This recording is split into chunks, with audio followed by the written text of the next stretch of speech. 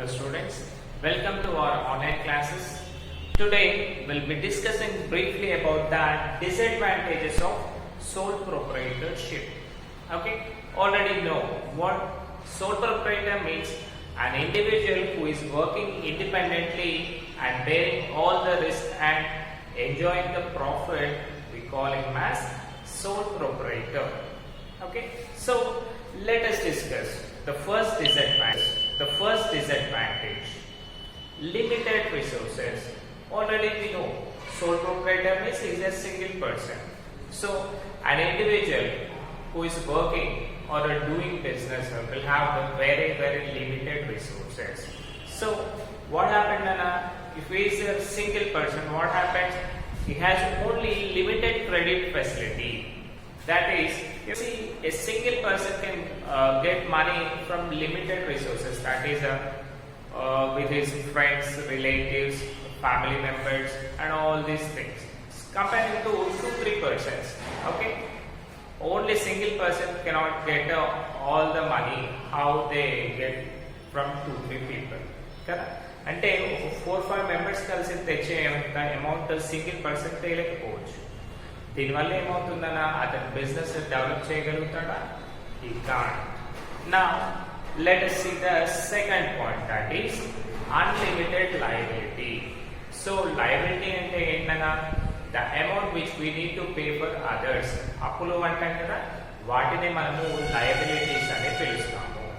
So ఇక్కడ liabilities లో ఏమవుతుందన్నా అంటే ఇతను సింగిల్ పర్సన్ మేనేజ్ చేస్తున్నాడు కాబట్టి సపోజ్ అతనికి బిజినెస్ లో కనుక లాస్ వచ్చింది అనుకోండి, వాట్ హ్యాపెన్స్ అన్నా అతను ఆ బిజినెస్ లో పెట్టిన అమౌంటే కాకుండా అతని పర్సనల్ అమౌంట్ కూడా తీసేయాల్సి వస్తుంది. అంటే ఇప్పుడు చూడండి, అతనికి ఒక 50 lakhs ప్రాపర్టీ ఉంది, ఓకేనా? బిజినెస్ లో 10 lakhs పెట్టాడు, ఎంత ఉంటుంది? 40 lakhs ఉంటుంది. బట్ ఒకవేళ కనుక అతనికి బిజినెస్ మొత్తం లాస్ అయింది అనుకోండి, ఆ 10 lakhs పోతాయి. సపోజ్ 20 lakh లాస్ వచ్చింది అనుకోండి, ఎక్స్ట్రా 10 lakhs కూడా తీసేయాల్సి వస్తుంది. అంటే ఇక్కడ ఏమవుతుంది? అన్లిమిటెడ్ లయబిలిటీ అంటే బిజినెస్ లో ఇన్వెస్ట్ చేసిన అమౌంటే కాకుండా అతని పర్సనల్ అమౌంట్ కూడా బేర్ చేయాల్సి ఉంటుంది. ఓకేనా? దాన్ని మనము అన్లిమిటెడ్ లయబిలిటీ అంటాం. Next, limited managerial ability. Limited managerial ability అంటేనా he cannot perform all the functions. Correct? Suppose every human being based on his education or his knowledge, only one particular area లో మాత్రమే particular sound గా ఉంటాడు, అంటే తరో knowledge ఉంటుంది, మిగతా అంతా కూడా ఉంటుంది. సపోజ్ ఒక డాక్టర్ ఉన్నాడు అనుకోండి, అతనికి సైన్స్ పైన ఎక్కువగా ఫోకస్ ఉంటుంది. బట్ వేరే కన్స్ట్రక్షన్ ఇండస్ట్రీ కానివ్వండి, అకౌంట్స్ సెక్షన్ కానివ్వండి, అతనికి ఏమీ ఉండదు కదా.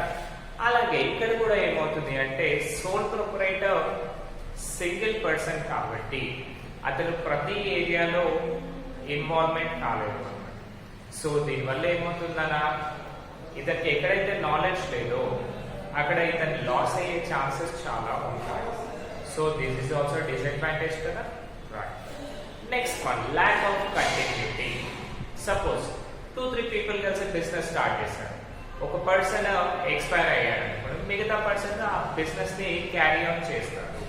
బట్ ఇక్కడ చూడండి, మనకి సోల్ ప్రొపరైటర్ లో ఏమవుతుందన్నా he is the only person who need to maintain the business కదా. సపోజ్ ఇతనికి హెల్త్ ప్రాబ్లమ్స్ వచ్చాయనుకోండి, అతను ఉంటాడా కదా, షాప్ క్లోజ్ చేసి అతను హాస్పిటల్లో జాయిన్ కావాల్సి ఉంటుంది. ఆ టైంలో బిజినెస్ రన్ అవుతుందా? లేదు. అలాగే ఇప్పుడు మనము కిరాణా షాప్సే కదా, సో హెల్త్ బాగాలేకపోయినా అతను షాప్ క్లోజ్ చేయాలి, వెళ్ళిపోవాలి. నెక్స్ట్, ఏదైనా ఫంక్షన్స్ ఉన్నాయి అప్పుడు క్లోజ్ చేయాలి. సపోజ్ ఇతను సడన్ గా ఎక్స్పైర్ అయ్యాడు, అప్పుడు ఆ బిజినెస్ ఎవరైనా చూసుకుంటారా? లేదు. అంటే ఇక్కడ ఏమవుతుంది, మనకి కంటిన్యూటీ అనేది లేదు.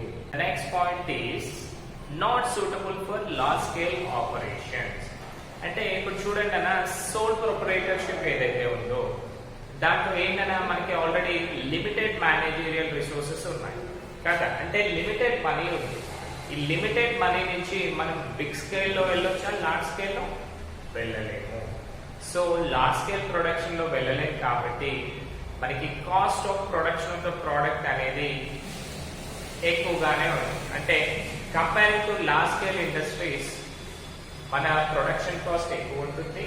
దీనివల్ల మనము మాక్సిమం ప్రాఫిట్స్ అనేవి ఎంజాయ్ చేయలేము. Okay, the last point is wrong decision. So ఆబ్వియస్గా ఏమవుతుందన్న, as he's don't have any knowledge, అంటే ప్రతి ఏరియాలో నాలెడ్జ్ ఉండదు అండ్ ఎవరైతే డెసిషన్ మేకింగ్లో హెల్ప్ఫుల్గా ఉండదు. He is the only person who need to take all the decisions. So ఇలాంటి సిచ్యువేషన్లో ఏమవుతుందన్న అంటే there is a chance of taking with wrong decisions. Wrong decisions తీసుకున్నాడు అంటే ఆబ్వియస్గా బిజినెస్ అనేది లాస్ అవుతుంది. ఓకేనా? Hope you all understood this session అన్న. Thank you.